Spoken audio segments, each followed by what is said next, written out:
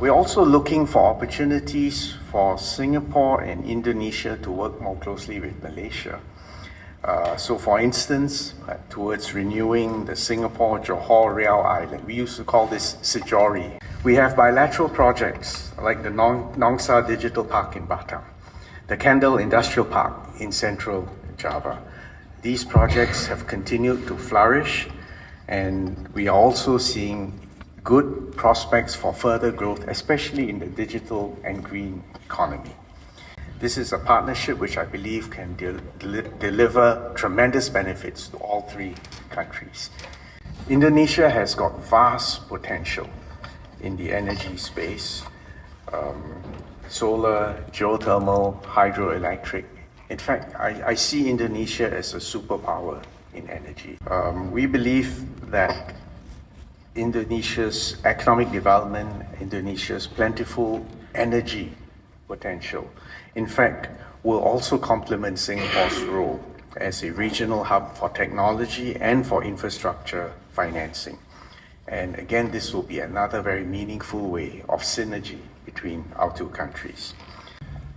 On industrial cooperation, we will build on the success of Batam, Bintan Karimun, and Kendal Industrial Park, and explore the expansion of joint sustainable industrial zones.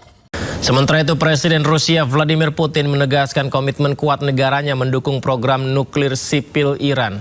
Rusia tetap akan mendukung operasional pembangkit listrik tenaga nuklir meskipun ada ketegangan geopolitik yang melanda kawasan Timur Tengah.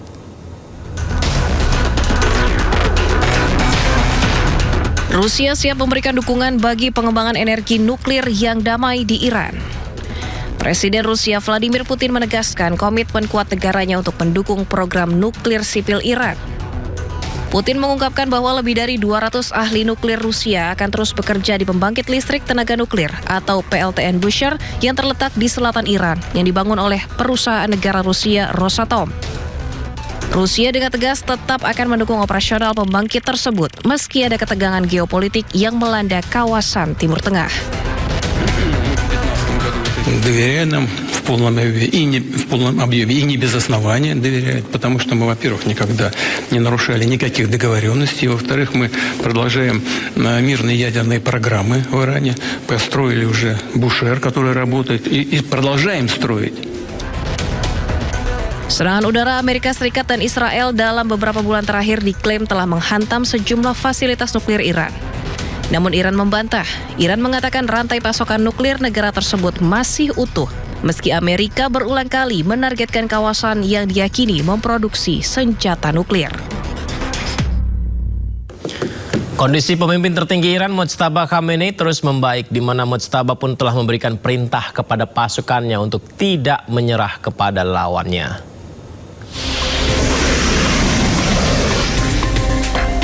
Konflik antara Amerika Serikat, Israel, dan Iran telah berlangsung selama 2 bulan. Pulihnya pemimpin tertinggi Iran yang baru, Mojtaba Khomeini, membuat kondisi di Timur Tengah semakin memanas. Sejumlah media di Iran mengabarkan setelah pulih, Mojtaba menggelar rapat. Kepastian pulihnya Mojtaba juga dikonfirmasi Presiden Iran, Masoud Pezeshkian. ما خدمت رهبر عزیزم رسیدیم. نزدیک 2 ساعت و نیم هم خدمتشون گفتگو داشتیم. اولا باید خدمت شما بگم نگاه ایشون، نوع برخورد ایشون واقعا یه انسانی بود صمیمی و متواضعانه. از یه رهبر آدم یه چنین برخوردی به آدم بکنه. Rencananya, Mojtaba akan segera muncul ke publik untuk menyampaikan pidato perdananya. Informasi ini sekaligus menepis klaim Amerika Serikat yang menyatakan Iran sudah tidak memiliki pemimpin lagi. Sementara itu, pemirsa, Benjamin Netanyahu juga meyakini pemimpin tertinggi Iran, Mojtaba Khamenei, masih hidup meski kondisinya belum diketahui dengan pasti. Namun Netanyahu menyebut kekuasaan Mojtaba tidak sebesar ayahnya. Any guidance on what those opinions are? I have opinions on my opinions too, but I'm not going to share them here either. Understood. Understood. What about the second front of this conflict, which is Lebanon, but not Lebanon, it's Hezbollah? Is that near an end? Is that a war that is nearing an end? And has Israel achieved its strategic and tactical goals against Hezbollah? Hezbollah had 150,000 ballistic missiles and rockets before the war. 150,000. That's the densest concentration of these projectiles on the planet. And they were all aimed to destroy our cities, not only to harass the north of the country with rockets, but to destroy our cities, Tel Aviv, Jerusalem, Haifa, you name it, with ballistic missiles that come raining down. You know, each one has half a ton or a ton of explosives, and they come down. It's like a bus coming down with amazing speed, and the destruction is terrible. We destroyed the bulk of that. We destroyed about more than 90% of that. But that still leaves them with thousands of rockets and some ballistic missiles. And that's still a big issue. They still hold Lebanon hostage. Hezbollah is basically a proxy of Iran. Iran holds Lebanon. We have no quarrel with Lebanon. We can make peace with Lebanon. Sementara itu, Presiden Amerika Serikat Donald Trump tegaskan militer Iran telah kalah.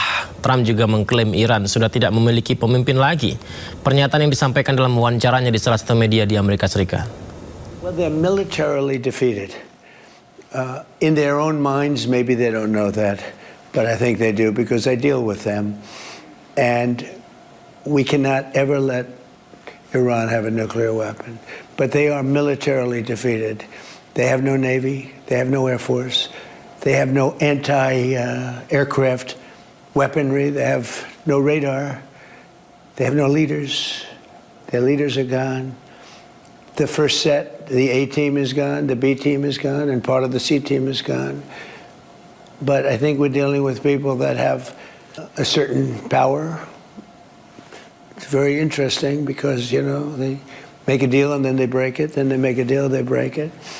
It's a difficult group, but from a military standpoint, I mean, if we left today, it would take them 20 years to rebuild.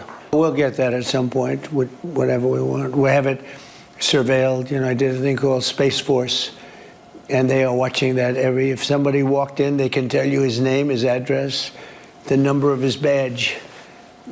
No, we have that very well surveilled. If anybody got near the place, we will know about it, and we'll blow them up. We'll blow them up.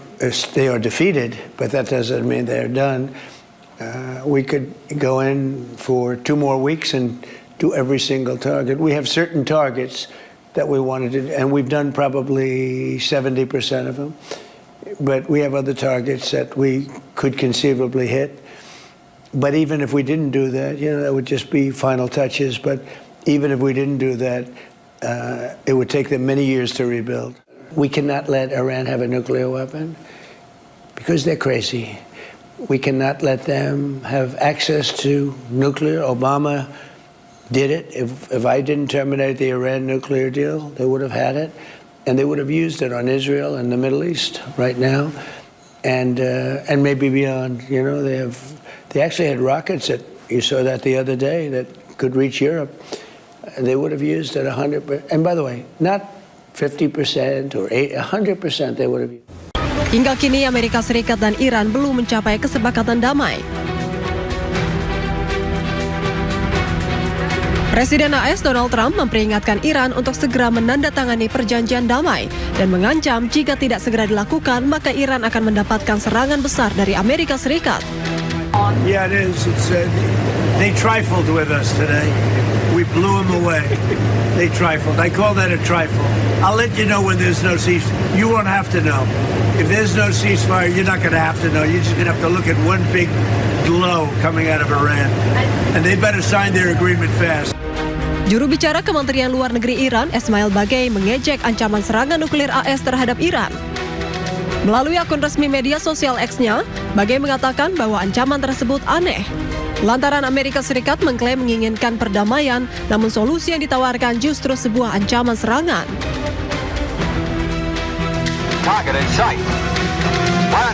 Unggahan tersebut juga disertai cuplikan film satir anti perang karya Kubrick asal Amerika tahun 1964, di mana film tersebut menceritakan tentang peluncuran serangan nuklir yang tak disengaja terhadap Uni Soviet dan berusaha dihentikan Amerika Serikat namun gagal.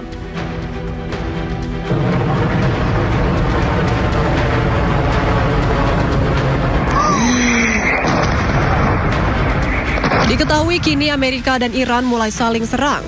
Di tengah gencatan senjata, AS kembali menyerang Iran.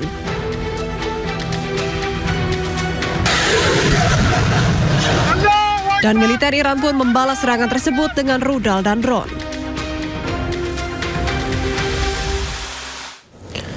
Usai Trump menyatakan ketidakpuasannya terhadap penolakan proposal damai oleh Iran, kapal selam nuklir Amerika Serikat dilaporkan muncul ke permukaan. Media Gibraltar GBC melaporkan kapal selam USS Alaska muncul ke permukaan di perairan Gibraltar akhir pekan kemarin. Kemunculan kapal selam dari kelas Ohio ini dikawal ketat Angkatan Laut Kerajaan Inggris mengingat Gibraltar merupakan daerah di bawah otoritas Inggris. Bahkan Angkatan Laut Inggris menetapkan zona steril sejauh 200 meter hingga pemberitahuan lebih lanjut. Bertenaga nuklir, USS Alaska merupakan kapal selam rudal balistik yang telah beroperasi sejak tahun 1986. Kapal sepanjang 171 meter ini mampu membawa hingga 20 rudal balistik yang dilengkapi hulu ledak nuklir.